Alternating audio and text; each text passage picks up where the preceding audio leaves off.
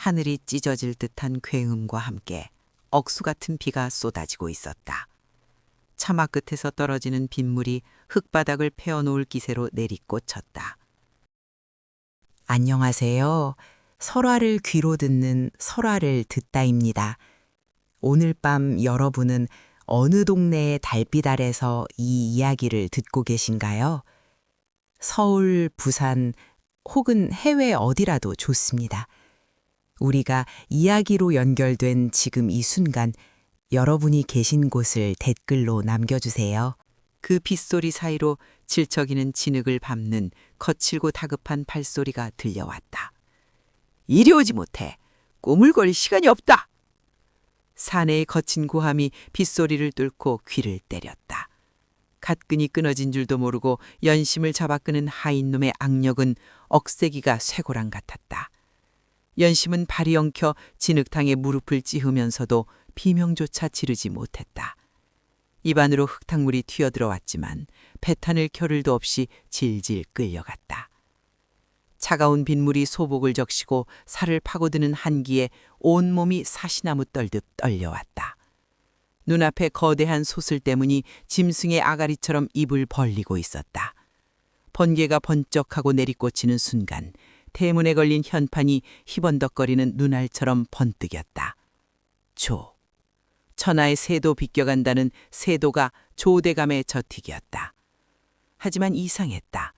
이 거대한 기와집에서는 인기척이 느껴지지 않았다. 보통의 대갓집이라면 이 시간에 들려야 할 하인들의 잡담 소리, 부엌에서 그릇 탈그락거리는 소리, 하다못해 개 짖는 소리조차 들리지 않았다. 오로지 들리는 것은 기와를 때리는 미친 듯한 빗소리와 연심을 끌고 가는 하인의 거친 숨소리뿐이었다. 마치 죽은 자들의 무덤 속으로 걸어 들어가는 기분이었다. 대문 안으로 들어서자 빗줄기는 더욱 거세졌다. 마당에 깔린 박석들이 번갯불에 비칠 때마다 하얗게 질린 사람의 얼굴처럼 보였다. 연심은 발버둥치며 팔을 비틀었다. 이거 놓으시오. 내 발로 갈 테니 이거 놓으란 말이오. 대감마님 댁에 곡을 하러 왔지 죄인으로 끌려온 것이 아니란 말이오. 연심이 악을 쓰며 팔을 뿌리치자 앞서가던 하인이 획 돌아섰다. 횃불을 든 그의 얼굴은 공포에 질려 있었다. 그는 연심의 팔을 놓아주기는커녕 더 억세게 움켜쥐며 나직이 그러나 살기등등하게 으르렁거렸다. 입 다물어라 니언아. 네 목청은 여기서 쓰는 게 아니다. 안채에 들어가기 전까지 숨소리도 내지 마라. 만약 허튼 소리를 냈다간 네 니언 혀가 먼저 잘릴 것이다. 하인의 눈동자가 심하게 흔들리고 있었다. 그것은 단순한 겁박이 아니었다. 이 집안 전체를 짓누르고 있는 거대한 공포에 전염된 자의 눈빛이었다. 연심은 순간 입을 다물었다. 그녀는 곡비다. 평생 남의 울음을 대신 울어주며 밥을 먹고 산 천한 계집이다. 그러나 그녀에게는 남들은 모르는 재주가 하나 있었다. 소리 속에 숨겨진 감정의 냄새를 맡는 것. 지금 하인의 목소리에서는 썩은 내가 났다. 아주 오래되고 묵직한 죽음의 냄새였다. 하지만 이상하게도 그 냄새 속에는 슬픔이 없었다. 상갓집에 슬픔이 없다니. 연심의 등줄기로 식은 땀이 흘러내렸다. 사랑째를 지나 안채로 들어가는 중문은 굳게 닫혀 있었다. 하인이 문고리를 잡고 잠시 망설이는 듯하더니 꿀꺽 마른 침을 삼키고는 조심스럽게 문을 열었다. 끼익. 녹슨 경첩이 비명을 질렀다. 그 소리가 어찌나 날카로운지 연심은 저도 모르게 어깨를 움츠렸다. 안채마당은 칠흑 같은 어둠이었다. 사랑째와는 달리 안채에는 불빛 하나 새어나오지 않았다. 오직 안방 문지방 아래로 희미하고 핏빛 같은 불빛만이 가늘게 흘러나오고 있었다. 그리고 그곳에서 기이한 소리가 들려왔다. 쓱, 쓱, 쓱. 마치 마른 종이를 비비는 듯하기도 하고 짐승이 숨을 몰아쉬는 듯하기도 한 소리. 연심은 귀를 곤두세웠다. 빗소리에 묻혀 일반인의 귀에는 들리지 않을 미세한 소리였지만 연심의 귀에는 천둥소리만큼이나 선명하게 박혔다. 그것은 누군가 방바닥을 손톱으로 긁어대고 있는 소리였다. 아주 천천히 그리고 집요하게. 들어가라. 하인이 연심의 등을 떠밀었다. 연심은 비틀거리며 툇마루에 올랐다. 젖은 버선발에 닿는 마루의 감촉이 얼음장처럼 차가웠다. 방문 앞을 서자 방 안에서 풍겨오는 냄새가 코를 찔렀다. 그것은 향 냄새였다. 하지만 절에서 쓰는 맑은 향이 아니었다. 썩어가는 살점을 감추기 위해 억지로 피워대는 독하고 역겨운 향 냄새였다. 그 역한 냄새 밑바닥에 비릿한 피냄새와 약탕 냄새가 섞여 있었다. 연심이 떨리는 손으로 문고리를 잡았다. 문을 열어야 한다. 이 문을 열면 다시는 밖으로 나갈 수 없을지도 모른다는 선뜩한 이해감이 들었다. 하지만 뒤에서는 하인이 도끼 눈을 뜨고 감시하고 있었다. 연심은 눈을 질끈 감고 문을 활짝 열어젖혔다. 훅 하고 뜨거운 열기가 얼굴을 덮었다. 방 안은 대낮처럼 환했다. 수십 개의 초가 방을 가득 채우고 있었기 때문이었다. 촛녹이 녹아내려 촛대 아래로 기이한 형상을 만들고 있었고 촛불은 바람 한 점 없는 방에서 미친 듯이 일렁거렸다. 그리고 그 방 가운데 병풍 뒤에 누군가 앉아 있었다. 검은 탄건을 쓰고 짙은 자색 도포를 입은 노인. 백발이 성성한 머리칼 아래로 깊이 패인 주름과 그 주름 사이에 박힌 독사 같은 눈. 조선 팔도를 호령한다는 조대감의 저택이었다. 그는 연심이 들어온 것을 보고도 미동차하지 않았다. 그저 앞에 놓인 찻잔만을 내려다보고 있을 뿐이었다. 연심은 숨이 턱 막혔다. 방 안의 공기가 너무나 무거워 숨을 쉬는 것조차 힘들었다. 그녀는 젖은 몸을 바닥에 엎드려 조아렸다. 부르셨습니까, 대감마님? 곡비 연심이 옵니다. 연심의 목소리가 덜덜 떨렸다. 조대감은 대답이 없었다. 타닥 타닥 초심 타는 소리만이 정적을 메웠다. 한참의 시간이 흘렀을까. 조대감이 천천히 고개를 들었다. 그의 눈빛이 연심의 정수리에 꽂혔다. 고개를 들어라. 쇠를 긁는 듯한 목소리였다. 연심은 천천히 고개를 들었다. 조대감의 눈과 마주치는 순간 연심은 심장이 멎는 듯했다. 그의 눈은 살아있는 사람의 눈이 아니었다. 광기, 오직 광기만이 번들거리는 눈이었다. 내년이 울면 하늘에서 비가 내린다는 그 곡비냐? 그럭사옵니다. 미천한 제주이오나 상주님들의 슬픔을 대신하여.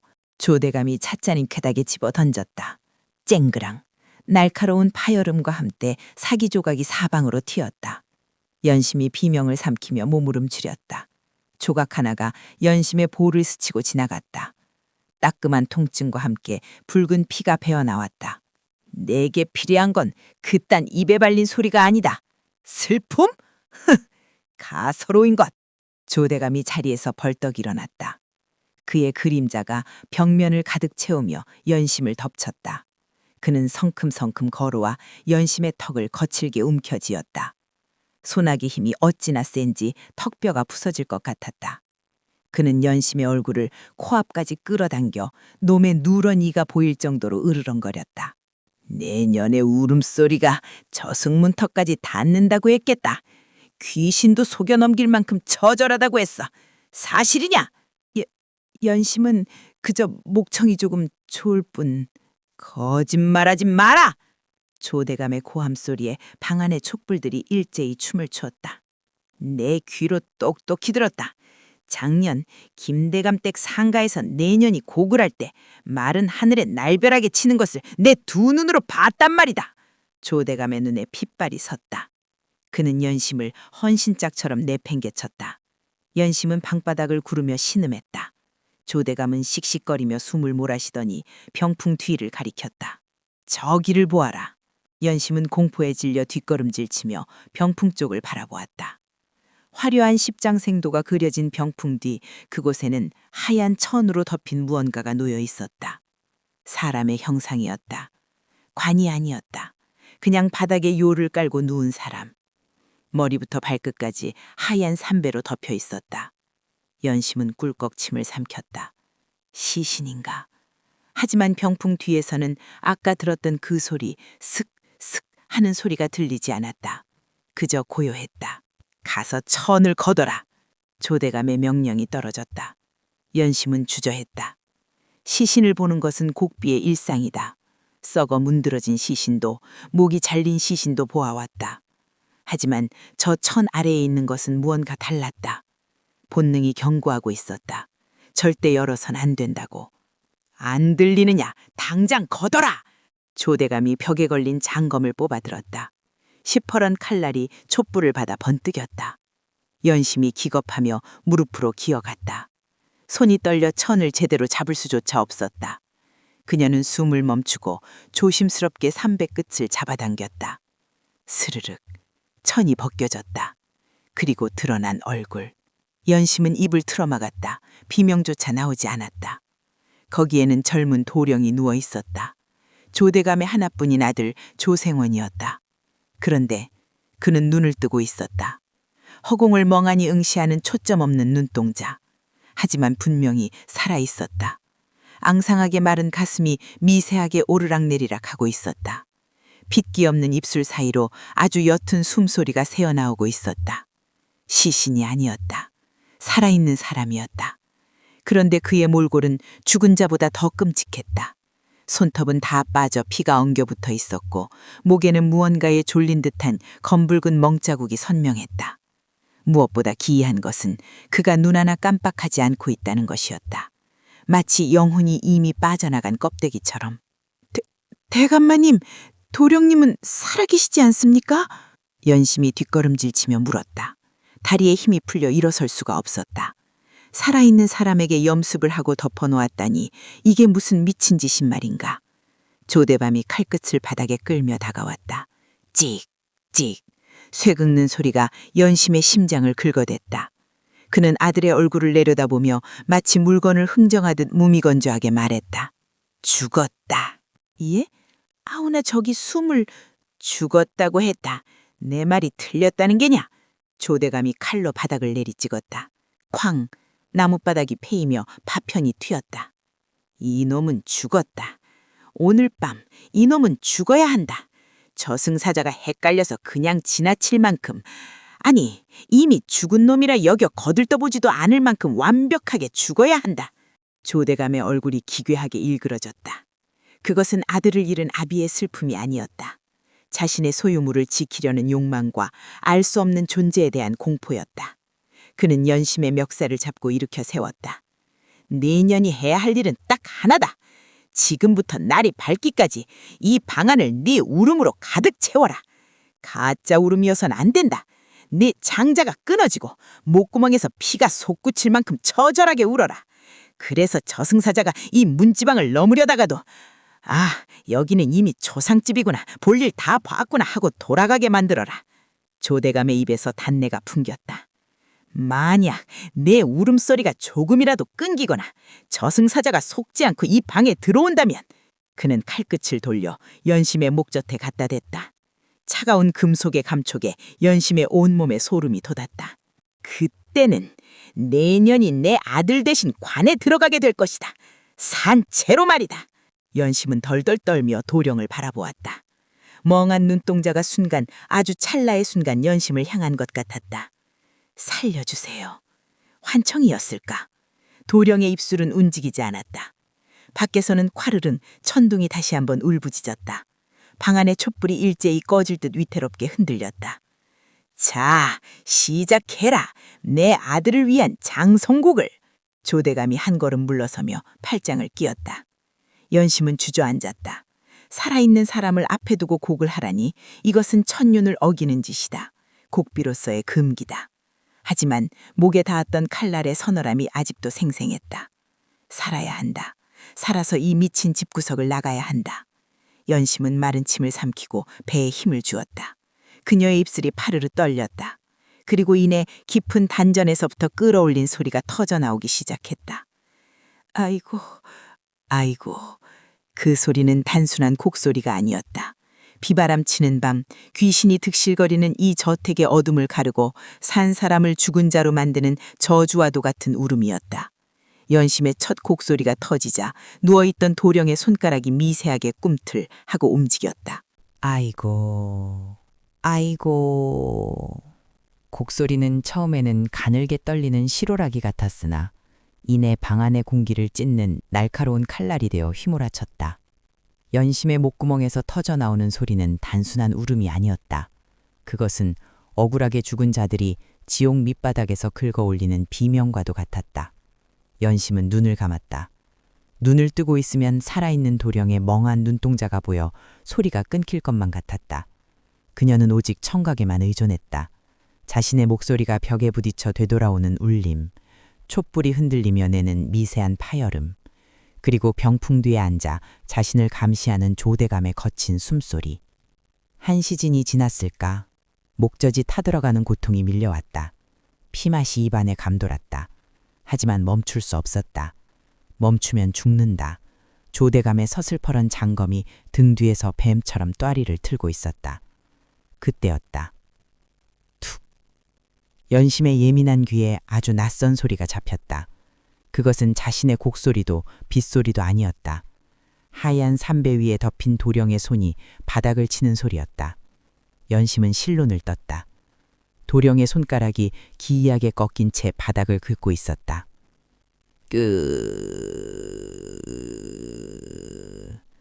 도령의 입에서 짐승의 앓는 소리가 새어나왔다.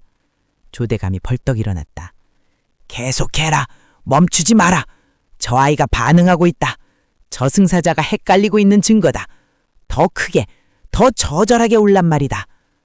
조대감의 광기 어린 외침에 연심은 소리를 더욱 높였다. 그런데 이상했다. 도령의 반응은 고통스러워 보이지 않았다. 초점 없던 도령의 눈동자가 연심을 향해 돌아가 있었다. 그 눈빛은 공포에 질려 있으면서도 무언가를 간절히 갈구하고 있었다. 마치 연심의 울음소리에서 어떤 기억을 더듬는 듯했다. 연심의 머릿속에 번개처럼 스친 기억이 있었다. 이 눈빛, 이 공포, 그리고 피냄새 섞인 향냄새. 어디선가 맡아본 냄새다. 연심의 곡소리가 묘하게 변하기 시작했다. 단순한 아이고의 반복이 아니었다. 그녀도 모르는 사이에 곡소리에 특정한 음률이 섞여들고 있었다. 그것은 어린 시절 아비가 켜주던 해금 소리를 닮은 구슬픈 가락이었다. 회상. 10년 전 충청도 어느 깊은 산골. 따사로운 햇살이 마당 가득 내려앉아 있었다. 흙마당에는 멍석이 깔려 있었고 그 위에는 온갖 악기들이 널려 있었다. 징, 꽹가리, 장구, 그리고 아비가 생명처럼 아끼던 해금. 연심아, 아니지. 거기가 아니야. 소리는 목으로 내는 게 아니라 배꼽 아래 단전에서부터 끄집어 올려야 하는 게야. 아비의 목소리는 따뜻했다. 조선 팔도에서 제일 가는 광대패의 우두머리 명창 심씨. 그는 어린 연심을 무릎에 앉히고 해금줄을 튕겼다. 깽깽 하는 소리가 아니라 마치 사람의 속을 뒤집어 놓는 듯한 깊은 울림이었다. 아버지, 나는 소리꾼 하기 싫어. 목도 아프고 배도 고파. 10살배기 연심이 입을 삐죽거렸다. 아비는 허허 웃으며 연심의 머리를 쓰다듬었다. 이 녀석아, 우리네 소리는 그냥 노래가 아니란다. 맺힌 것을 풀고 막힌 것을 뚫어주는 약이란다. 사람이 너무 슬프면 울음조차 안 나올 때가 있지 않느냐. 그때 우리가 대신 울어주어 그 사람 살게 하는 거야. 그게 우리 업이다. 대신 울어주면 아버지는 안 슬퍼? 허허, 슬프지. 하지만 누군가는 그 슬픔을 받아내야 세상이 도는 법이란다. 그날은 유난히 평화로웠다. 어미는 부엌에서 쑥개를 찌고 있었고 패거리 삼촌들은 마당에서 상모를 돌리며 제주를 넘고 있었다. 그 평화가 영원할 줄 알았다. 해가 뉘엿뉘엿 질 무렵 마을 입구에서 흙먼지가 일었다. 말 발톱소리가 지축을 울리며 다가왔다. 검은 갓을 쓰고 비단 옷을 입은 사내들이 들이닥쳤다. 그들의 허리춤에는 시퍼런 환도가 걸려 있었다. 여기가 명창 심씨의 집이냐? 가장 앞에 선 사내가 물었다. 짙은 자색 도포에 눈빛이 형령한 젊은 양반. 바로 젊은 시절의 조대감이었다. 아비가 서둘러 마당으로 나가 머리를 조아렸다. 예, 그러하옵니다. 무슨 일로 누추한 곳까지? 내 너의 명성을 익히 들었다. 사람을 죽이기도 하고 살리기도 하는 소리를 한다더구나. 과찬의 말씀이십니다. 그저 먹고 살기 위해 재주를 부릴 뿐입니다. 조대감은 말없이 마당을 둘러보았다. 그의 눈길이 어린 연심에게 머물다가 다시 아비에게로 향했다. 내게 필요한 소리가 있다.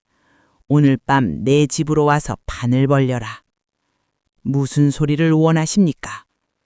진혼곡, 아주 특별한 진혼곡 말이다. 아비는 잠시 망설였다.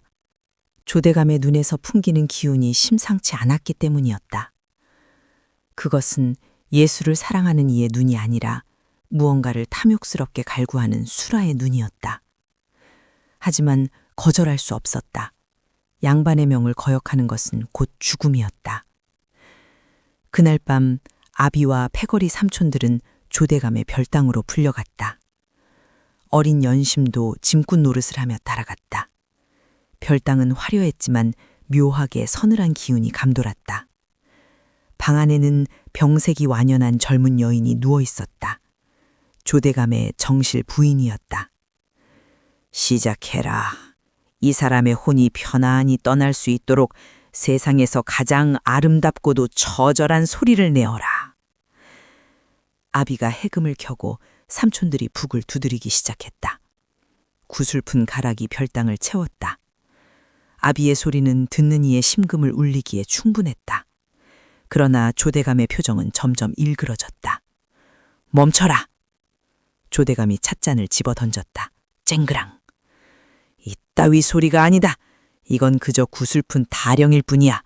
내가 원하는 건 영혼이 육신에서 뜯겨나가는 고통, 삶에 대한 미련을 송두리째 잘라내는 절망의 소리란 말이다.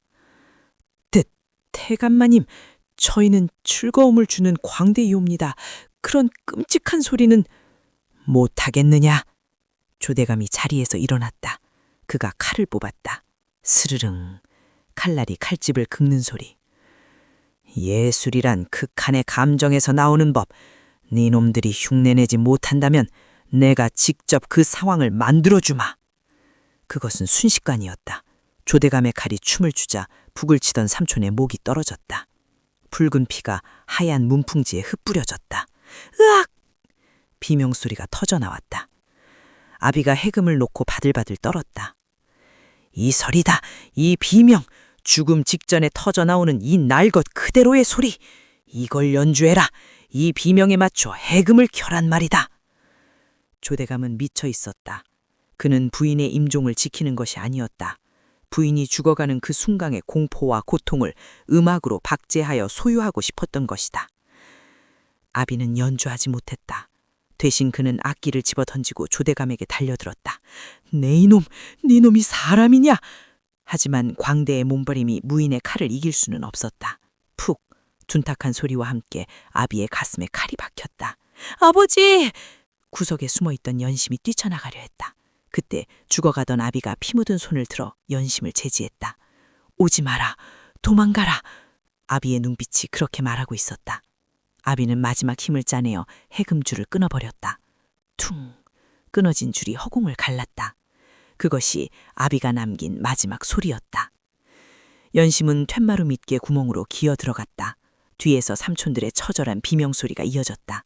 살려달라는 애원, 뼈가 깎이는 소리, 그리고 그 사이로 들리는 조대감의 광기 어린 웃음소리. 좋다. 아주 좋아. 들리느냐 부인. 이들이 자네를 위해 합창을 하고 있어. 연심은 입을 틀어막고 울었다. 눈물이 범벅된 채 그녀는 마루 밑 어둠 속에서 맹세했다. 이 소리를 잊지 않겠다고.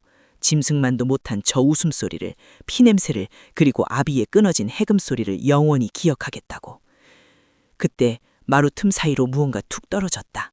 조대감의 칼이었다. 피가 뚝뚝 떨어지는 칼날. 그리고 그 옆으로 어린 사내아이의 얼굴이 보였다. 겁에 질려 오줌을 지린 채 덜덜 떨고 있는 아이. 조대감의 어린 아들 조생원이었다. 그는 아비의 학살극을 문틈으로 지켜보고 있었다. 아이와 연심의 눈이 마루틈 사이로 마주쳤다. 아이는 비명도 지르지 못하고 입만 뻥끗거렸다. 다시 현재. 아이고, 연심의 곡소리가 잦아들었다. 그녀의 눈에서 뜨거운 눈물이 뺨을 타고 흘러내렸다. 이건 연기가 아니었다. 10년 전 그날의 공포가 억눌러 왔던 분노가 터져나온 것이었다. 연심은 천천히 고개를 들어 조대감을 바라보았다. 늙어버린 얼굴. 하지만 저 눈빛. 10년 전 자신의 아비와 삼촌들을 도륙하며 웃던 그 눈빛 그대로였다. 그리고 그 옆에 누운 조생원. 10년 전 마루틈 사이로 자신과 눈이 마주쳤던 그 겁쟁이 도령. 조생원은 미친 것이 아니었다. 그날의 지옥도를 목격한 후 스스로 영혼의 문을 닫아버린 것이었다. 아비가 사람을 죽일 때 내는 소리, 그 끔찍한 파열음에 갇혀버린 것이다. 조대감이 연심의 소리가 잦아들자 미간을 찌푸렸다. 소리가 작아졌다. 네 년 벌써 지친 게냐? 조대감이 찻잔을 바닥에 내려놓으며 쇳소리를 냈다. 탁! 그 소리에 연심은 움찔했다. 하지만 이번에는 공포 때문이 아니었다. 그녀의 심장 속에서 차가운 불길이 치솟아 올랐다. 이자다. 내 부모를 죽이고 내 인생을 송두리째 앗아간 자가 바로 이자다. 연심의 손톱이 바닥을 파고들었다. 당장이라도 달려들어 저 늙은이의 목을 물어뜯고 싶었다. 하지만 그녀는 안다. 지금 덤겨봤자 개죽음 뿐이라는 것을. 힘으로는 이길 수 없다. 그렇다면 무엇으로? 연심의 시선이 조생원에게 머물렀다. 조생원은 여전히 연심을 바라보고 있었다. 그의 손가락이 바닥에 글씨를 쓰듯 움직이고 있었다. 연심은 귀를 기울였다. 손가락이 돗자리를 긁는 미세한 소리. 슥, 삭, 슥, 삭. 그것은 단순한 움직임이 아니었다. 박자였다. 10년 전 아비가 연주했던 해금의 진양조장단. 아비가 죽기 직전까지 연주하려 했던 그 가락을 미쳐버린 도령이 기억하고 있는 것이었다. 연심은 깨달았다. 조대감이 그토록 원했던 완벽한 죽음의 소리를 역설적으로 그의 아들이 몸에 새기고 있다는 것을, 그리고 오직 자신만이 그 소리를 읽어낼 수 있다는 것을. 연심은 눈물을 닦아내지 않았다. 대신 그녀는 자세를 고쳐 앉았다. 그리고 조대감을 향해 전과는 전혀 다른 목소리로 말했다. 대감마님, 무엇이냐? 살고 싶지 않은 게냐? 아니옵니다. 다만 연심은 숨을 깊게 들이마셨다. 단전에서부터 뜨거운 기운이 올라왔다. 도령님께서 소리를 원하고 계십니다. 뭐라? 도령님은 죽지 않았습니다. 다만 대감마님이 10년 전에 들려주신 그 소리에 갇혀 계실 뿐입니다. 조대감의 눈동자가 흔들렸다. 10년 전이라니 이 천한년이 무얼 한다고 짓거리는 것인가? 네 2년, 그게 무슨... 제가 그 소리를 풀어드리겠습니다. 도령님을 저승으로 보내는 것이 아니라 지옥에서 꺼내드리겠습니다. 닥쳐라. 감히 어디서 혓부닥을 놀리느냐. 조대감이 칼을 집어들고 성큼성큼 다가왔다. 죽여라! 그때였다. 쉰 목소리가 방안을 갈랐다. 연심도 조대감도 얼어붙었다. 조대감이 천천히 고개를 돌려 병풍 뒤를 바라보았다. 누워있던 조생원이 상체를 비틀며 일어나 앉아 있었다. 그의 눈은 여전히 텅 비어 있었지만 입에서는 분명한 말이 흘러나오고 있었다. 죽여라. 그 소리 다시 들려줘. 조생원은 아버지를 보고 있지 않았다. 그는 허공을 향해, 아니 자신의 귓가에 맴도는 10년 전의 망령을 향해 중얼거리고 있었다. 조대감의 손이 부들부들 떨렸다. 아들아, 네가 말을... 아버지, 그 소리, 피냄새 나는 그 소리, 다시... 조생원이 희즉 하고 웃었다. 그 웃음은 조대감의 웃음을 꼭 닮아 있었다. 섬뜩하고 기괴한 미소. 연심은 직감했다. 지금 이 방 안에 있는 것은 인간 셋이 아니다. 살인귀와 그 살인귀가 만들어낸 괴물, 그리고 그들을 심판하러 온 복수기.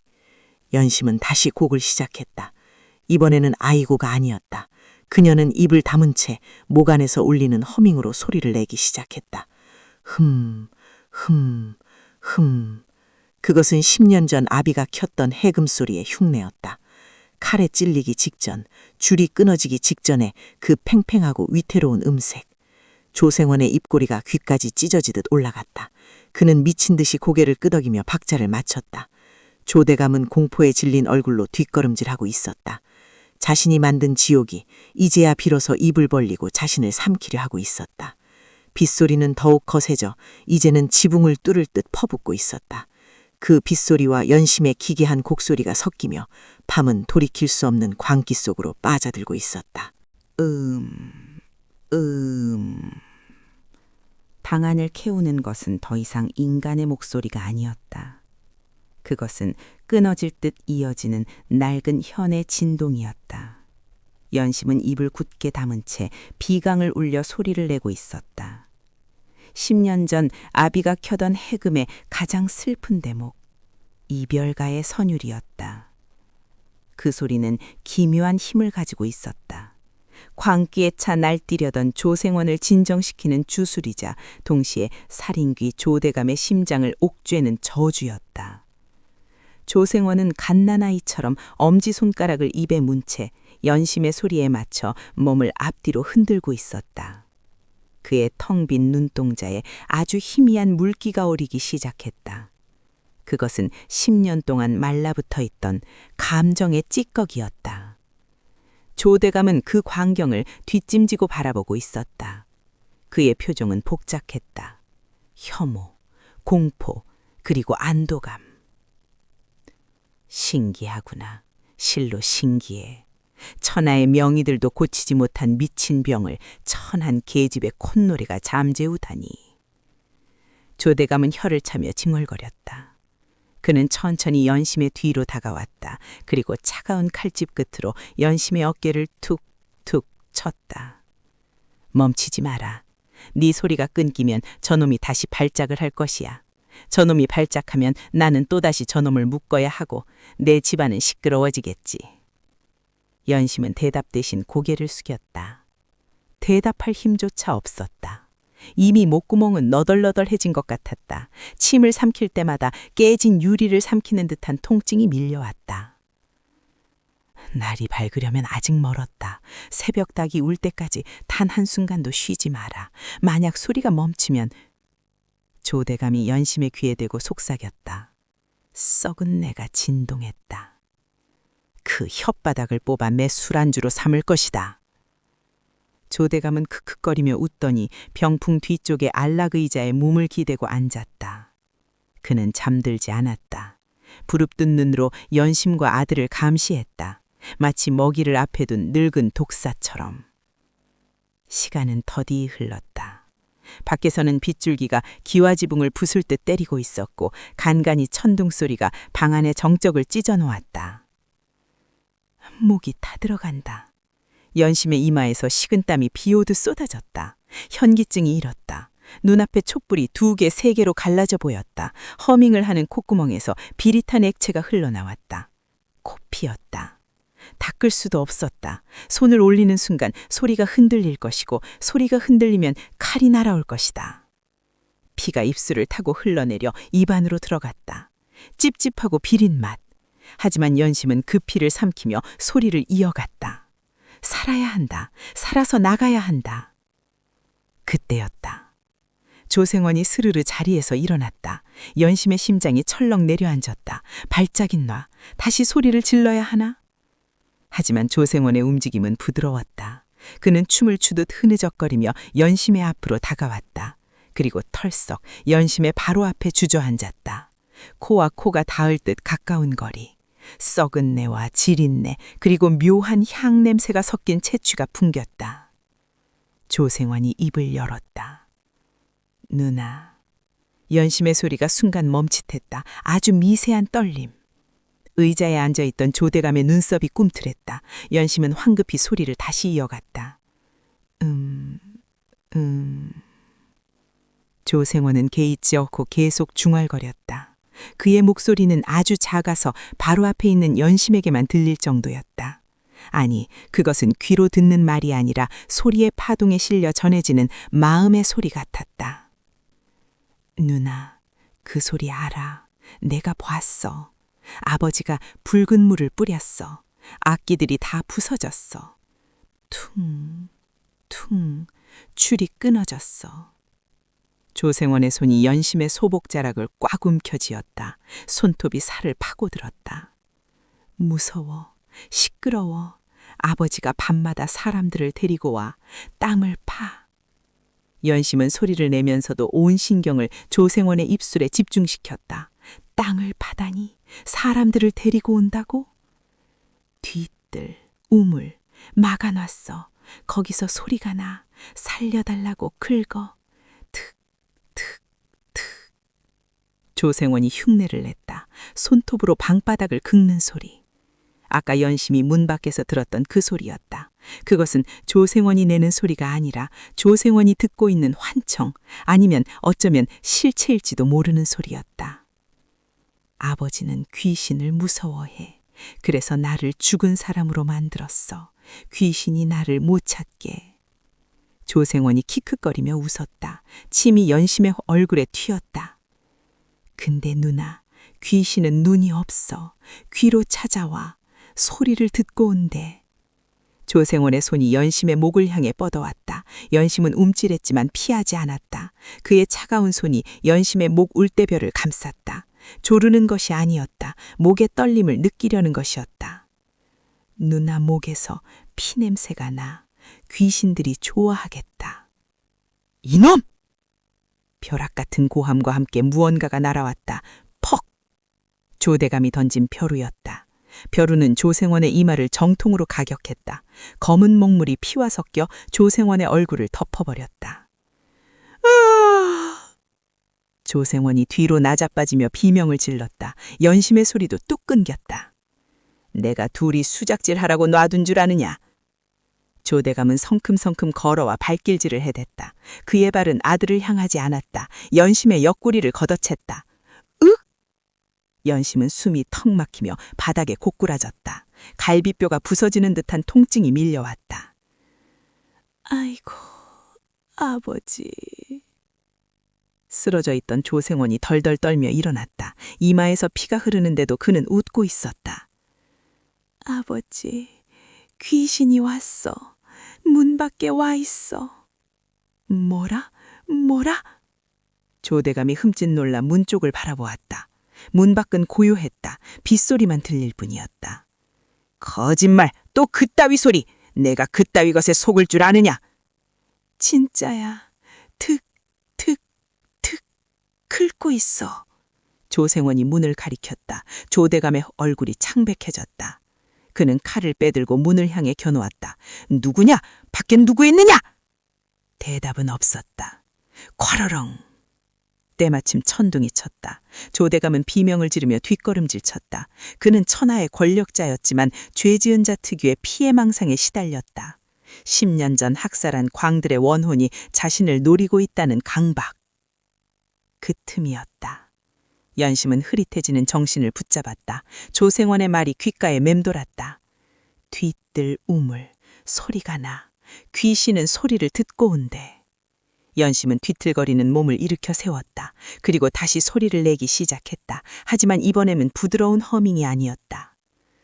아이고, 아이고, 억울해라. 원통해라. 연심은 목청을 찢어 터뜨렸다. 상가에서 곡비들이 하는 통곡, 그 중에서도 가장 날카롭고 소름 끼치는 고음을 내질렀다. 어디를 가나, 나를 두고 어디로 가나, 내 다리 내놓고 가라, 내 팔 내놓고 가라. 그것은 단순한 곡이 아니었다. 10년 전 죽어가던 삼촌들이 내질렀던 비명의 재연이었다. 조대감이 귀를 틀어막으며 괴로워했다. 그만, 닥쳐라. 그 소리 내지 마라. 들리십니까, 대감마님? 이 소리가 들리십니까? 저 문 밖에서 누가 대답하고 있습니다. 연심은 거짓을 고했다. 아니, 그것은 거짓이 아닐지도 몰랐다. 그녀의 예민한 청각이 빗소리 사이에서 낯선 발소리를 감지했기 때문이었다. 그것은 귀신이 아니었다. 사람의 발소리. 하지만 하인의 것이 아니었다. 아주 가볍고 은밀한 발소리. 누군가가 이 집에 침입했다. 연심은 본능적으로 깨달았다. 이 밤, 이 지옥 같은 집에 초대받지 않은 손님이 또 있다는 것을. 그리고 그 손님이 자신이 살 수 있는 유일한 동아줄일지도 모른다는 것을. 조대감은 공포에 질려 허공에 칼질을 해댔다. 저리 가, 오지마. 내가 누군지 알아. 나는 영의정 으악! 조대감이 헛발을 디뎌 촛대를 건드렸다. 촛대가 쓰러지며 벽풍에 불이 옮겨 붙었다. 순식간에 불길 치솟았다. 불이야! 조대감은 당황하여 물을 찾았지만 방 안에는 찬물밖에 없었다. 연심은 그 혼란을 틈타 조생원에게 기어갔다. 조생원은 불길을 보며 멍하니 앉아 있었다. 도령님, 우물에 뭐가 있습니까? 연심이 멱살을 잡고 물었다. 조생원이 멍한 눈으로 연심을 바라보았다. 장부? 아버지가 훔쳐온 왕의 장부, 붉은 책. 왕의 장부? 연심의 머리칼이 쭈삣 섰다. 조대감이 단순히 미신 때문에 아들을 숨긴 게 아니었다. 영모 혹은 그의 준한한 거대한 비밀이 이 집에 숨겨져 있었다. 그리고 그 비밀을 지키기 위해 10년 전 자신의 아버지를 죽였고 지금 아들을 산송장으로 만든 것이었다. 거기 있어, 시체들 속에. 조생원이 희죽 웃었다. 불길은 점점 거세졌다. 매캐한 연기가 방 안을 가득 채웠다. 조대감이 연심을 발견하고 다시 달려들었다. 이 요망한 년, 네 년이 불을 질렀구나. 죽어라! 조대감의 칼이 연심의 머리 위로 떨어졌다. 연심은 눈을 질끈 감았다. 챙강! 날카로운 금소금이 울렸다. 살이 베이는 고통은 없었다. 연심이 슬며시 눈을 떴다. 그녀의 눈앞에 검은 복면을 쓴 자가 서 있었다. 그가 든 얇은 검이 조대감의 육중한 돌을 받아내고 있었다. 누구냐?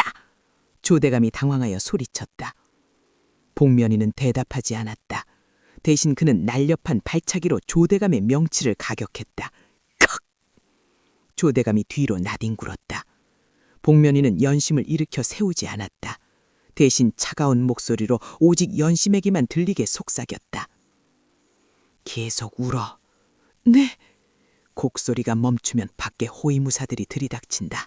놈들은 내 칼로도 막을 수 없어. 네 울음소리로 이 소란을 덮어야 한다. 알겠나?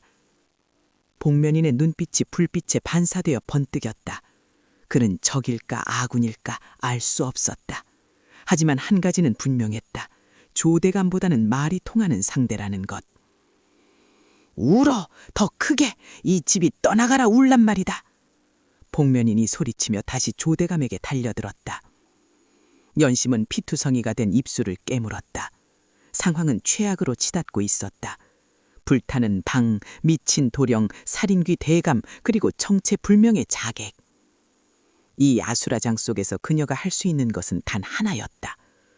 아이고, 아이고. 연심은 불길을 향해, 아니 저주받은 운명을 향해 다시 한번 목청을 터뜨렸다. 그녀의 곡소리가 불타는 나무 소리와 뒤섞여 기괴한 화음을 만들어냈다. 그것은 산자를 위한 장송곡이자 죽은 자들을 불러들이는 초대장이었다. 밖에서는 기다렸다는 듯이 천둥이 쳤다. 꽈라릉! 그리고 방문이 부서지라 열리며 10여 명의 무사들이 들이닥쳤다. 그들의 손에는 활불과 창이 들려 있었다. 조대감의 사병들이었다. 무슨 일이냐? 자객이다! 잡아라! 복면인이 혀를 찼다. 진작 늦었군. 그는 조대감의 목을 베는 것을 포기하고 창문을 깨고 밖으로 몸을 날렸다. 잡아라! 저놈을 놓치면 너희 목을 칠 것이다. 조대감이 악을 썼다. 사병들이 우르르 밖으로 빠져나갔다. 방 안에는 다시 연심과 조생원 그리고 헐떡이는 조대감 셋만 남았다. 불은 병풍을 다 태우고 석가래로 옮겨 붙으려 하고 있었다. 조대감은 헝클어진 머리를 쓸어 넘기며 연심을 노려보았다. 그의 눈빛이 바뀌어 있었다. 이제는 단순한 사리가 아니었다. 너 저 자객과 한패구나. 아니옵니다, 대감마님. 저는 모르는 자입니다. 거짓말. 내년이 곡소리로 신호를 보낸 게야. 쥐새끼처럼 찍찍거리더니 결국 저놈을 불러들였어. 조대감이 불타는 나무 토막 하나를 집어들었다. 내 너를 곱게 죽이지 않겠다. 산채로 태워 죽여 내 그 지긋지긋한 목청이 숫덩이가 되는 꼴을 볼 것이다. 조대감이 다가왔다. 연심은 뒤로 물러나다 벽에 부딪혔다. 도망칠 곳이 없었다. 그때 조생환이 연심의 앞을 가로막고 섰다. 비켜라, 이놈! 안 돼, 비키라고 했다. 안 돼, 누나, 내 거야. 조생환이 양팔을 벌렸다. 그리고 그는 연심을 향해 뒤돌아보며 입모양으로 무언가를 말했다. 소리는 나지 않았다. 하지만 연심은 그 입모양을 읽을 수 있었다. 물. 조생환은 벼락같이 조대감의 다리를 붙잡고 늘어졌다. 도망가, 누나, 도망가! 이 미친 새끼가! 조대감이 불타는 나무 토막으로 아들의 등을 내리쳤다. 퍽! 살타는 냄새가 났다. 하지만 조생환은 비명 대신 기괴한 웃음소리를 내며 아비를 더욱 꽉 끌어안았다. 지금이야! 도망가! 연심은 망설이지 않았다. 그녀는 깨진 창문 틈으로 몸을 날렸다. 빛속으로, 어둠 속으로, 그리고 그토록 도망치고 싶었던 죽음의 아가리 밖으로. 그녀가 땅에 떨어져 진흙탕을 구르는 순간 등 뒤의 안채에서 거대한 불길과 함께 조생환의 처절한 비명이 들려왔다. 끄악! 그것은 곡비 연심이 평생 들어본 것 중 가장 슬프고 가장 끔찍한 진짜 곡소리였다. 진흙탕을 구르며 연심은 달렸다. 어디가 길이고 어디가 숲인지 분간할 수 없었다. 오직 등 뒤에서 타오르는 붉은 화마와 귓가를 때리는 사병들의 고함 소리만이 방향을 알려줄 뿐이었다. 저쪽이다! 대나무 숲으로 갔다! 놓치지 마라! 산채로 잡아오라는 명이다! 개 짖는 소리가 들려왔다. 사냥개였다. 놈들은 연심의 피냄새를 쫓고 있었다. 연심은 찢어진 치맛자락을 질끈 동여매고 빗속을 뚫었다. 젖은 소복이 천근만근 무거웠지만 멈추면 죽는다는 공포가 그녀의 다리를 움직였다. 한참을 달렸을까 숨이 턱끝까지 차올라 폐가 터질 것 같았다. 연심은 커다란 바위 뒤 틈새로 몸을 숨겼다. 빗소리가 거칠어진 숨소리를 덮어주길 간절히 빌며 입을 틀어막았다. 조생환, 도령님. 눈을 감자 불길 속에서 자신을 대신해 몽둥이 찜질을 당하던 조생원의 모습이 아른거렸다. 그 텅 빈 눈동자, 그리고 마지막 순간 보여주었던 살려달라는 애원 대신 살라고 외치던 그 처절한 외침. 연심은 주먹으로 입을 쳐 눈물을 삼켰다. 지금은 울 때가 아니었다. 곡비는 남을 위해 울지만 자신을 위해선 울지 않는다. 살아야 한다. 살아서 그 의무를 찾아야 한다. 그것이 미친 도령이 목숨을 걸고 자신에게 남긴 유언이었다. 그때 바스락거리는 소리가 들려왔다. 사냥개가 아니었다. 사람의 발소리였다.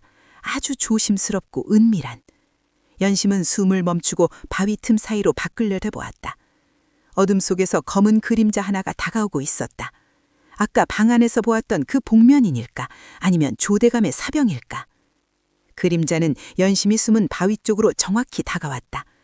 연심은 바닥에 놓인 날카로운 돌멩이 하나를 집어들었다. 놈이 덮치면 눈이라도 찌를 요량이었다. 슥! 그림자가 바위 앞에 멈췄다. 그리고 나지막한 목소리가 들려왔다. 숨소리가 너무 크다. 곡비라더니 숨 참는 법은 못 배운 모양이군. 익숙한 목소리. 방 안에서 연심에게 울어라 명령했던 그 자객이었다. 연심이 긴장을 풀지 않고 돌멩이를 움켜쥐자 사내는 피식 웃으며 복면을 벗어내렸다. 달빛이 구름 사이로 잠깐 비친 순간 드러난 얼굴. 연심은 숨을 들이켰다. 날카로운 눈매에 굳게 담은 입술, 하지만 무엇보다 놀라운 것은 그의 왼쪽 뺨에 길게 그어진 흉터였다. 아주 오래된 칼에 베인 자국. 누구십니까? 네 목숨을 2번이나 구해준 사람. 사내는 퉁명스럽게 대답하며 연심의 손목을 낚아챘다. 일어나라. 여기서 이러고 있다간 개밥이 될 뿐이다. 이거 놓으시오. 나는 당신을 믿을 수 없어. 믿지 마라. 나도 너 안 믿는다. 하지만 조대감이라는 공통의 적이 있으니 잠시 동행하는 것뿐이다. 사내는 억지로 연심을 일으켜 세웠다. 그리고 주머니에서 무언가를 꺼내 연심의 옷에 뿌렸다. 독한 냄새가 코를 찔렀다. 뭐하는 짓입니까? 호랑이 똥을 말린 가루다. 개들의 코를 마비시키지. 따라와라. 우물로 갈 생각 아니었나? 연심의 눈이 커졌다. 당신이 그걸 어떻게... 그 미친 도령이 소리를 지를 때 나도 그 방에 있었다. 내 귀도 너만큼은 아니지만 쓸만하거든. 사내는 대답 대신 앞장서서 걸었다. 연심은 잠시 망설이다가 그를 따랐다. 선택의 여지가 없었다. 두 사람은 산길을 우회하여 조대감 저택의 뒤편 담장으로 접근했다. 저택 앞쪽은 불을 끄느라 아수라장이었지만 뒤뜰은 쥐죽은 듯 고요했다. 사내는 능숙하게 담장을 넘더니 연심에게 손을 내밀었다. 잡아! 연심은 그의 거친 손을 잡고 담을 넘었다. 발이 땅에 닿자마자 연심의 코에 훅 하고 비린내가 뒤쳐맞다. 안채에서 맡은 향냄새와는 달랐다. 이것은 흙냄새와 섞인 아주 오래되고 묵직한 부패의 냄새였다. 여기다. 사내가 가리킨 곳에는 낡은 우물 하나가 있었다. 뚜껑은 거대한 맷돌로 덮여 있었고 그 위에는 붉은 부적들이 더직더직 붙어 있었다. 비에 젖어 너덜거리는 부적들이 마치 껍질 벗겨진 살갗처럼 보였다. 연심은 우물로 다가갔다. 가까이 갈수록 냄새는 짙어졌다. 그리고 소리가 들리기 시작했다. 주생원이 흉내냈던 개소리. 득득득. 우물 안벽을 손톱으로 긁는 소리가 아니었다. 그것은 지하 수물길이 돌 틈으로 흐르는 공명음이었다. 하지만 연심의 귀에는 그 소리가 마치 수많은 사람들이 살려달라고 아우성치는 비명처럼 들렸다. 열 수 있겠나? 사내가 물었다. 이 무거운 걸 저 혼자 어찌합니까? 아니, 물리적인 힘 말고 네 그 소리 재주로 말이다. 사내는 맷돌을 가리켰다. 이건 그냥 돌덩이가 아니다. 조대감이 무당을 불러 소리봉인을 해둔 거야. 억지로 열려고 하면 안에 설치된 함정이 발동해서 우물이 무너져 내리게 돼 있다고 들었다. 특정한 소리의 파동만이 저 잠금 장치를 풀 수 있다고 들었다. 연심은 사내를 의심스럽게 쳐다보았다. 당신 대체 정체가 뭡니까? 왜 이렇게 잘하는 겁니까? 사내는 잠시 침묵했다. 빗물에 젖은 흉터가 더욱 도드라져 보였다. 내 이름은 강우. 10년 전 네 아비의 해금주를 만들던 악기장의 아들이다. 연심의 심장이 쿵 하고 내려앉았다. 악기장, 강씨 아저씨? 그래, 그날 밤 네 아비와 함께 불려갔던 사람들 중에 하나지. 내 아버지는 악기를 만드는 죄로 목이 잘렸다. 나는 그 시체 도미 속에서 기적적으로 살아남았고. 강우의 눈에 서늘한 불꽃이 일어났다. 나는 10년 동안 이날만을 기다렸다. 조대감이 숨긴 그 장부를 찾아 놈의 목을 치고 내 아버지의 원한을 갚는 날을.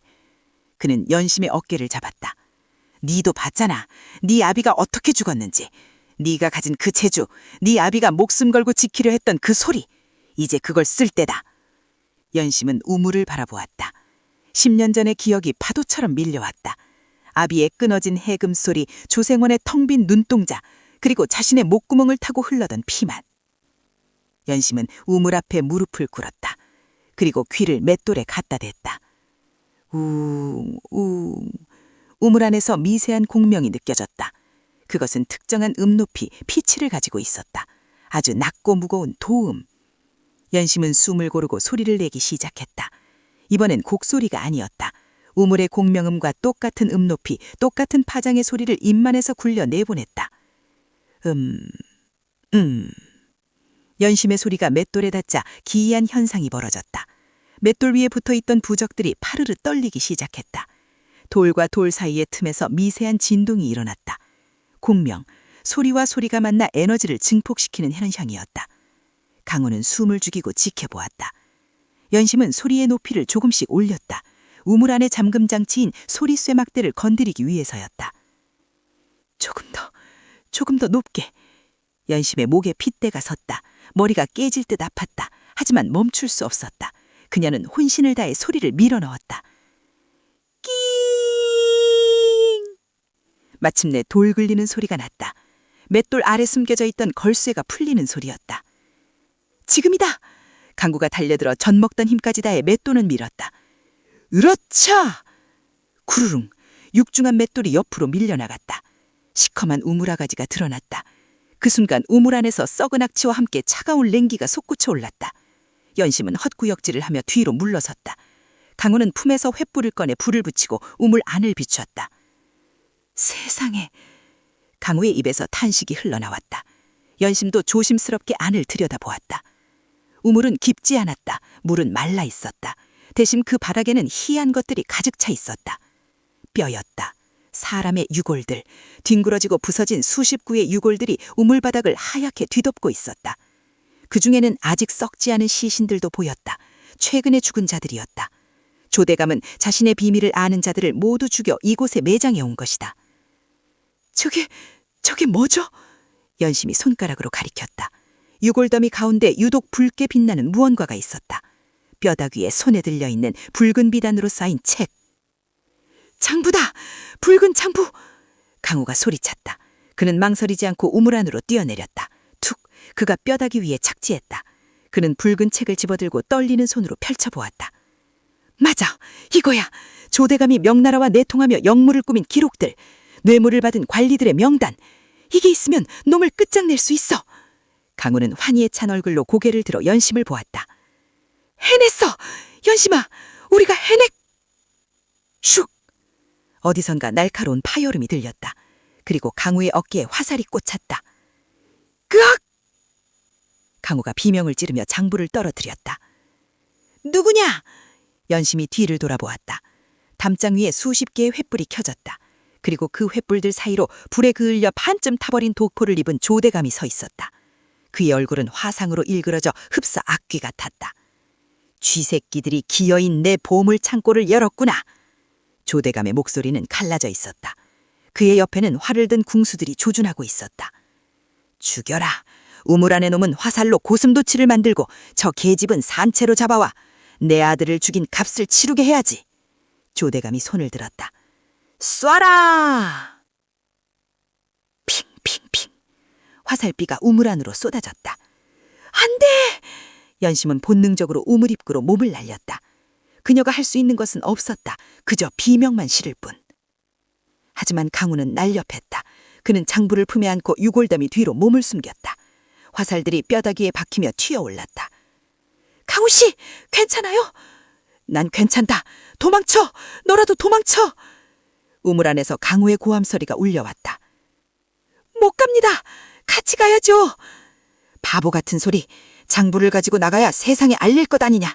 내가 미끼를 댈 테니 너는 틈을 보고 도망쳐. 싫습니다. 10년 싫습니다. 10년 전처럼 혼자 살아남는 건 싫습니다. 연심은 울부짖었다. 그녀는 주변을 둘러보았다. 무기가 될 만한 것이 없었다. 오직 자신의 목소리뿐. 소리로 저들을 막아야 해. 연심은 숨을 들이켰다. 아까 우물을 열 때 썼던 공명, 그것을 반대로 이용하면 어떨까? 소리를 모으는 것이 아니라 터트리는 것.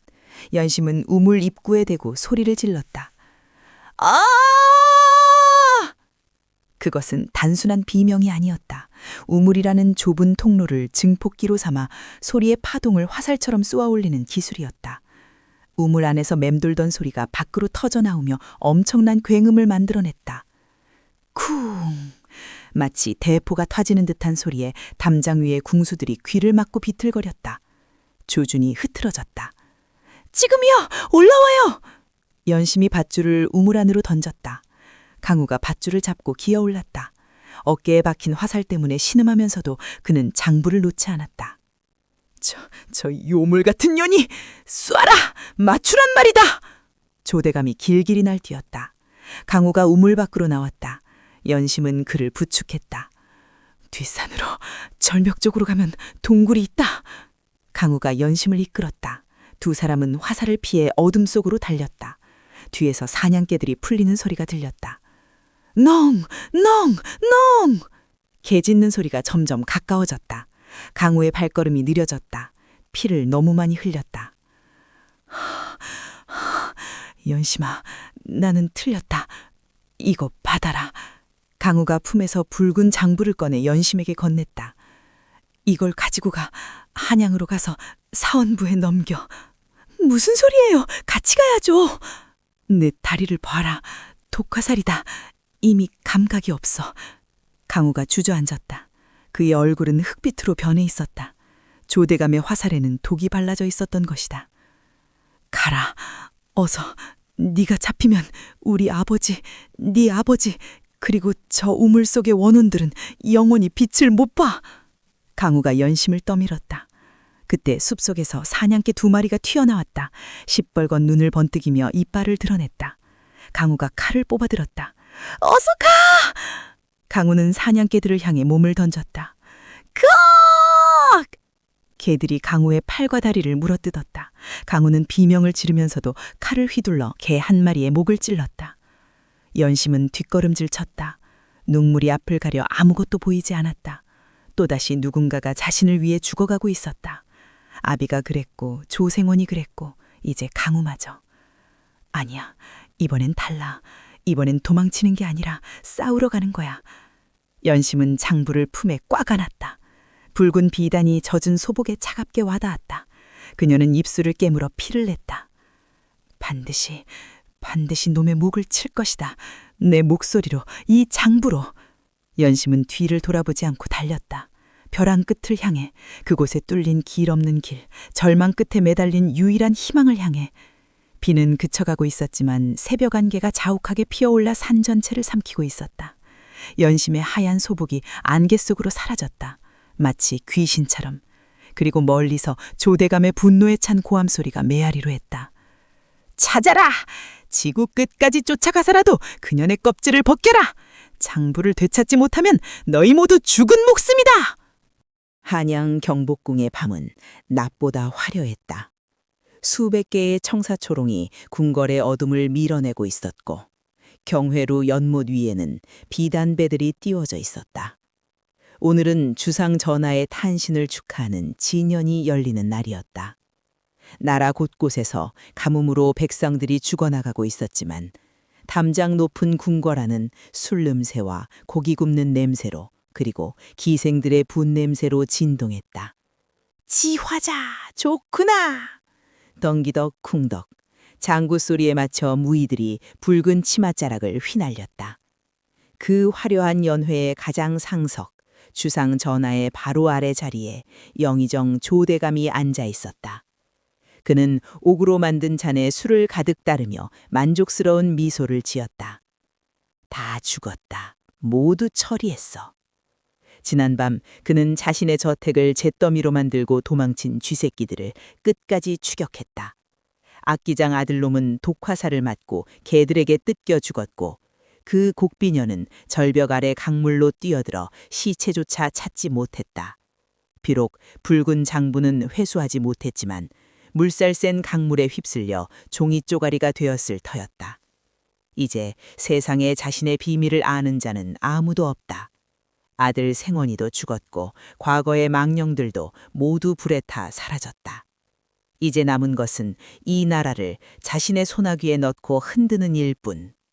조대감, 안색이 아주 좋아 보이요. 주상이 취한 눈으로 조대감을 내려다보았다. 조대감은 황급히 잔을 들고 머리를 조아렸다. 성은이 망극하옵니다, 전하. 나라의 경사가 겹치니 신의 마음도 봄날 같습니다. 하하, 경사가 겹치다니? 밖에는 가뭄이 들어 논바닥이 거북이 등처럼 갈라졌다는데? 주상의 뼈 있는 농담에 좌중이 순간 조용해졌다. 하지만 조대감은 능구렁이처럼 웃어넘겼다. 피야 하늘이 내리는 것이니 전하의 성덕이 하늘에 닿으면 곧 단비가 내리지 않겠사옵니까? 그때였다. 내관이 종종 걸음으로 다가와 주상에게 무언가를 속삭였다. 주상의 눈이 번쩍 뜨였다. 오호라, 그래? 그 용하다는 곡비가 와 있단 말이냐? 예, 전하. 소문에 의하면 그 곡비가 울면 마른 하늘에서도 비가 내린다 하옵니다. 마침 오늘 연회에 흥을 돋고 기우제도 지낼 겸 들여보내는 것이 어떠하실런지요. 조대감의 손이 멈칫했다. 술잔 속의 술이 미세하게 파동을 쳤다. 곡비? 비를 내리는 곡비? 설마. 아니야, 그녀는 죽었어. 절벽 높이가 얼만데 살아남았을 리 없어. 조대감은 애써 불안감을 눌렀다. 조선 팔도에 곡비가 한둘이던가? 우연일 것이다. 들이라! 내 그 신통한 울음소리 한번 들어보자! 주상의 명에 고수가 북을 둥둥 울렸다. 연회장에 왁작거리던 소음이 잦아들었다. 모두의 시선이 연회장 입구로 쏠렸다. 처벅, 처벅. 하얀 소복을 입은 여인 하나가 걸어 들어왔다. 얼굴은 긴 머리카락과 하얀 너울로 가려져 보이지 않았다. 하지만 그녀가 뿜어내는 기운은 주변의 공기를 서늘하게 만들었다. 화려한 궁중 무의들 사이에서 죽음에 새긴 흰옷을 입은 그녀는 마치 저승에서 온 사자처럼 보였다. 여인은 연회장 가운데 조대감의 정면에 멍석을 깔고 앉았다. 네가 그 비를 부르는 곡비냐? 주상이 물었다. 그러하옵니다, 전하. 여인의 목소리는 갈라져 있었다. 하지만 그 쉰 목소리 속에 날카로운 쇠의 울림이 섞여 있었다. 조대감의 심장이 쿵 하고 떨어졌다. 익숙한 목소리였다. 설마. 조대감은 몸을 앞으로 기울여 여인의 얼굴을 확인하려 했다. 하지만 너울이 깊어 보이지 않았다. 시작해보거라. 내 울음으로 이 나라의 목마름을 씻어준다면 내 큰 상을 내릴 것이다. 여인은 대답 없이 고개를 숙였다. 그리고 아주 천천히 숨을 들이마셨다. 고요, 숨 막히는 정적, 그리고 터져나온 소리.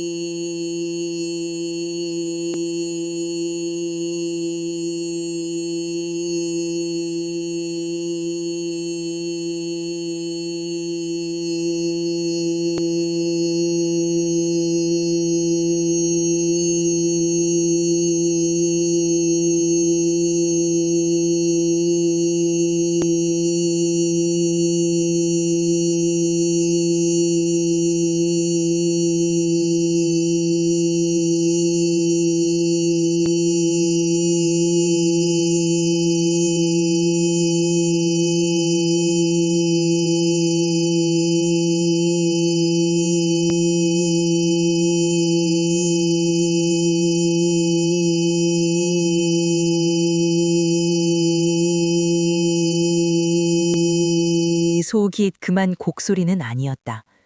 조대감은 자기도 모르게 찻잔을 놓쳤다. 찡그랑. 그 소리는 해금 소리였다.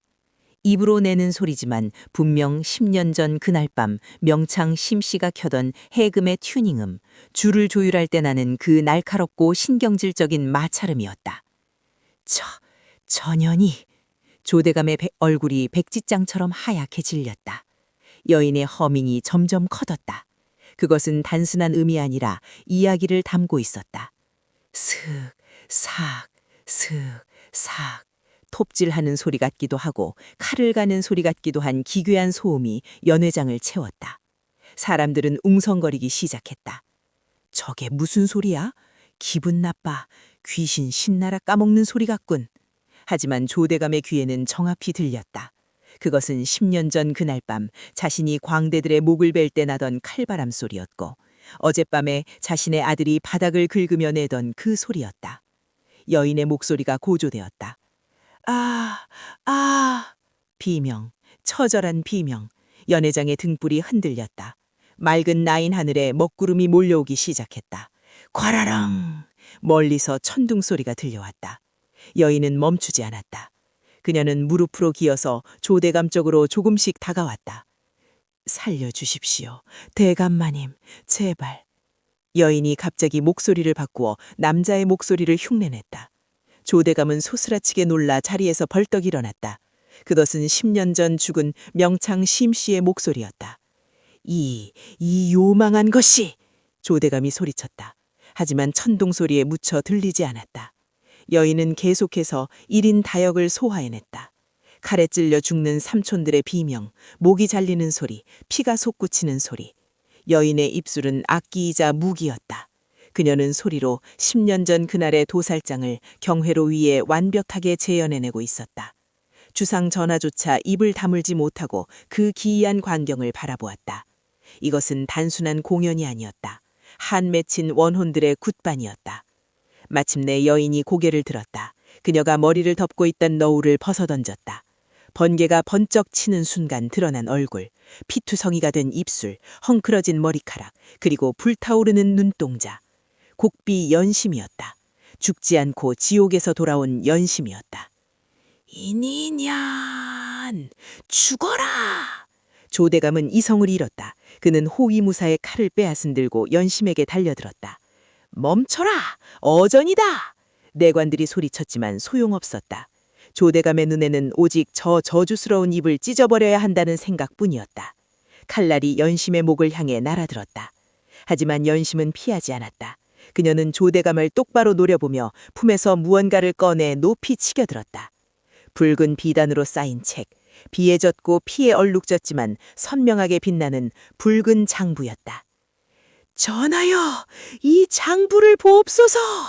연심의 외침이 천둥 소리보다 더 크게 울려 퍼졌다. 조대감의 칼이 연심의 코앞에서 멈췄다. 금군 내장이 날아와 조대감의 팔을 쳐냈다. 챙캉, 칼이 바닥에 떨어졌다.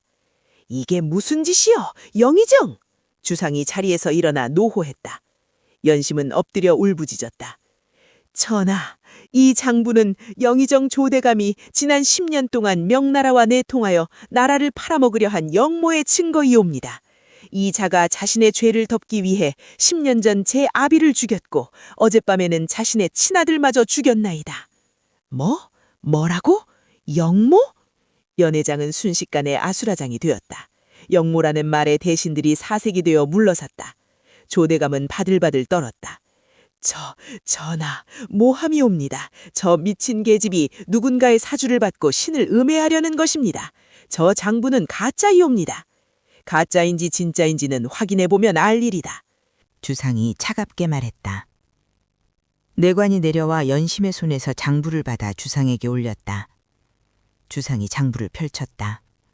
한 장, 두 장 넘길 때마다 주상의 얼굴이 붉게 달아올랐다. 거기에는 조대감의 필체로 적힌 밀서들과 뇌물을 받은 자들의 명단이 적나라하게 적혀 있었다. 심지어 왕을 독살하려는 계획까지. 내 이놈, 조간놈. 주상의 손이 부들부들 떨렸다. 그는 장부를 조대감의 얼굴에 집어던졌다. 내 놈이 정녕 사람 새끼란 말이냐. 장부가 조대감의 뺨을 때리고 바닥에 흩어졌다. 전하, 억울하옵니다. 통촉하여 주시옵소서. 조대감은 바닥에 납작 엎드렸다. 하지만 그의 눈은 곁눈질로 도망칠 곳을 찾고 있었다. 끝났다. 모든 것이 끝났다. 그때 하늘이 뚫린 듯 비가 쏟아지기 시작했다. 쏴. 마른 땅을 적시는 단비였다. 하지만 조대감에게는 사형 선고와도 같은 빗소리였다. 연심은 빗속에서 비틀거리며 일어났다. 그녀는 조대감에게 다가갔다.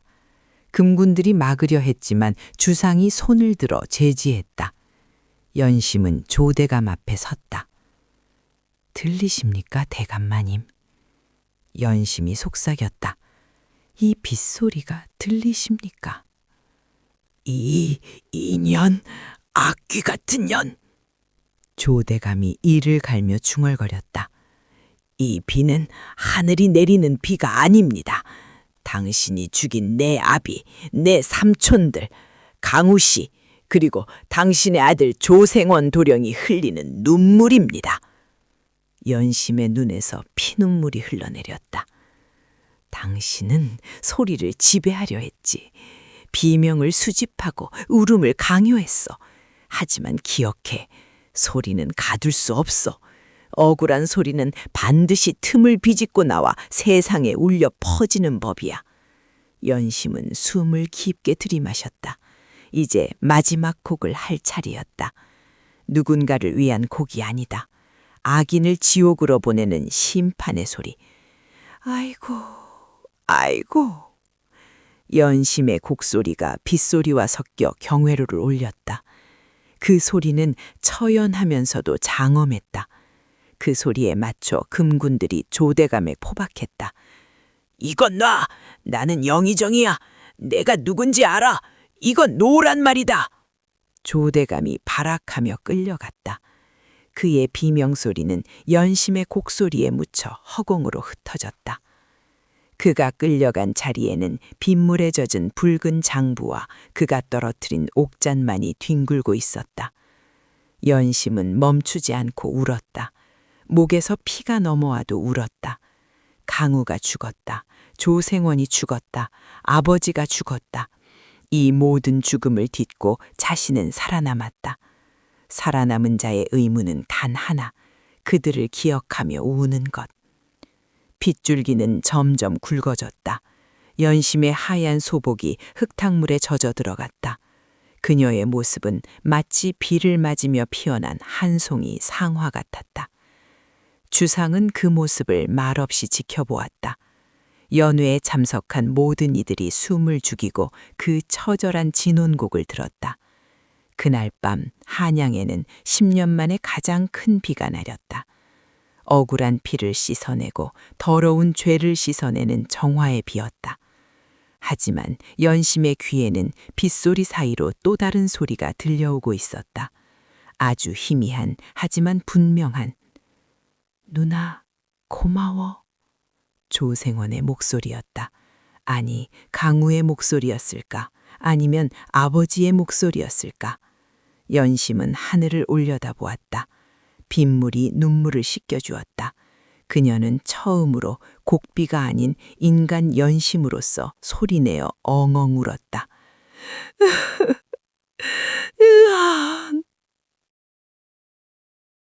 그 울음소리가 경복궁의 높은 담장을 넘어 저잣거리로 산천으로 그리고 죽은 자들이 있는 저승까지 울려 퍼졌다.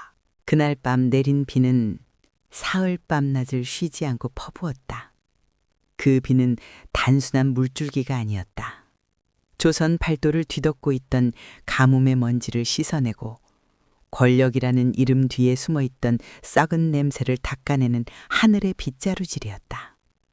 사흘 뒤 비가 그치고 해가 떴을 때 한양 저잣거리에는 서늘한 북소리가 울려 퍼졌다. 죄인 조만석은 들어라. 네 죄가 하늘에 닿고 땅을 울렸으니 이를 어찌 용서받으랴. 사소문 박처영장. 수만 명의 백성들이 구름처럼 몰려들었다. 그 한가운데 보승줄에 묶인 조대감이 무릎 꿇려 있었다. 자나를 호령하던 영의정의 위세는 온데간데 없었다. 산발한 머리에 흙투성이가 된 수의를 입은 그는 짐승처럼 떨며 주위를 두리번거렸다. 나는 억울하다. 이건 모함이다. 내가 누군 줄 아느냐.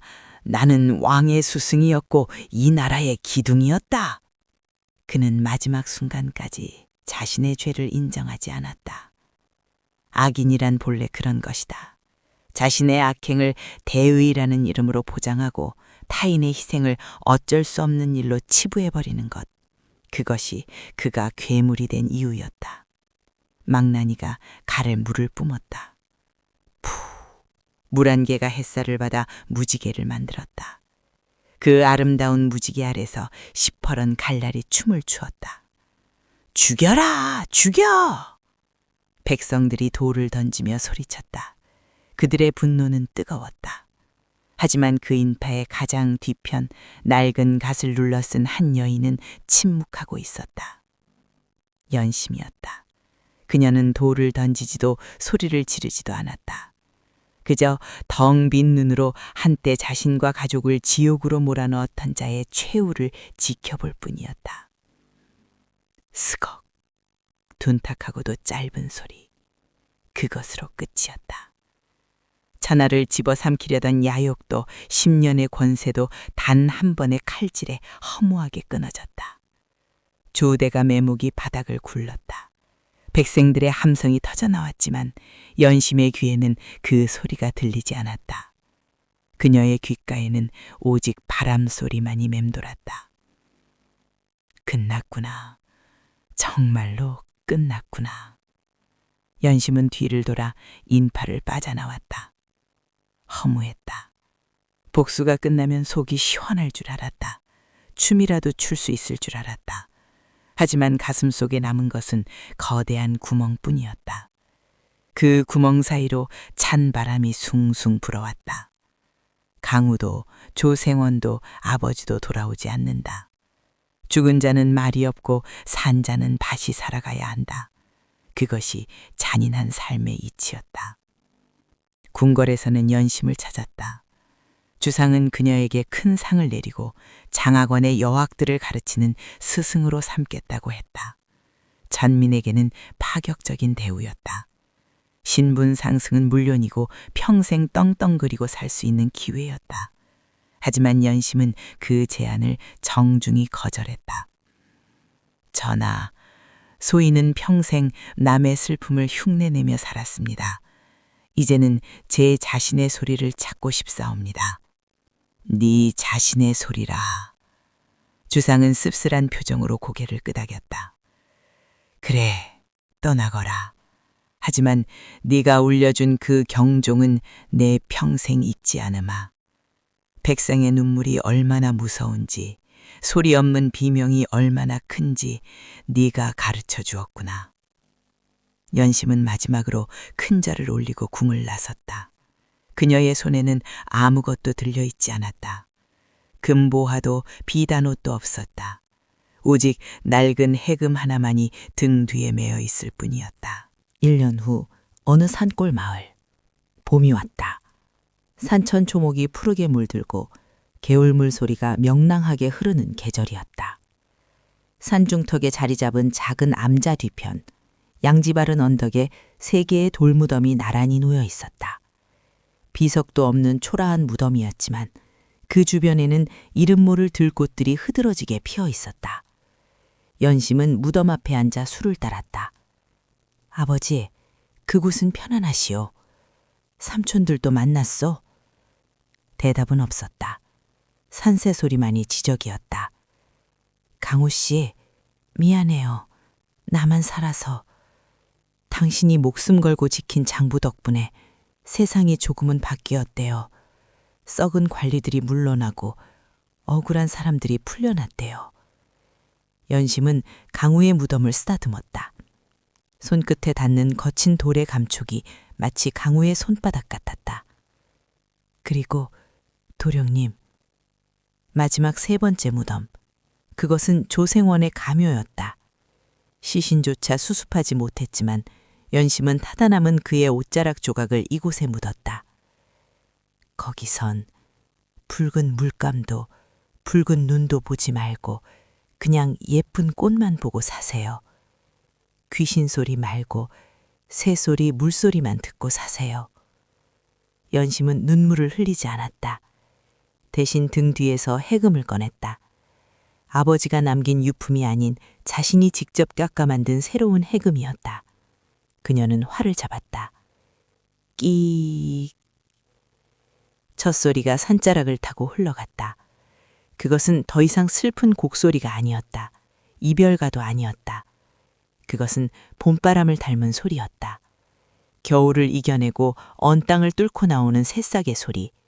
상처 입은 살이 아물 때 나는 간지러운 소리. 그리고 먼저 떠난 이들을 웃으며 보내주는 환송의 소리였다. 연심의 연주가 깊어질수록 숲속의 짐승들도 숨을 죽이고 귀를 기울였다. 바람도 잠시 멈추어 그 선율에 머물렀다. 그것은 치유였다. 10년의 한을 녹여내고 스스로를 위로하는 영혼의 씻김굿이었다. 연주가 끝났을 때 연심의 얼굴에는 옅은 미소가 번져 있었다. 이제 갑니다. 가끔 바람 불 때 들르리다. 연심은 자리에서 일어났다. 그녀는 다시 보찜을 맸다. 발걸음은 가벼웠다. 그 후로 조선 팔도에는 기이한 소문이 돌았다.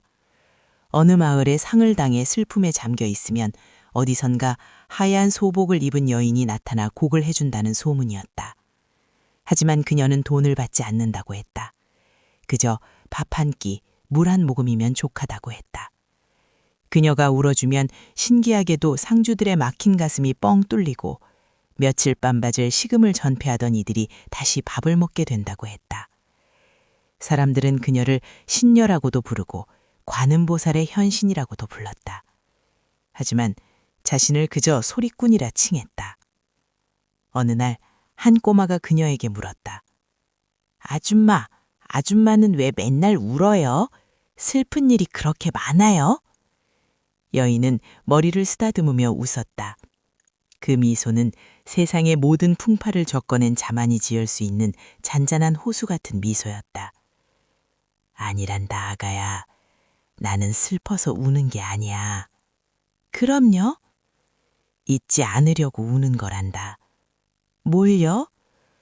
소리는 공기 중에 흩어지면 사라지지만 누군가의 가슴 속에 울림으로 남으면 영원히 사라지지 않거든.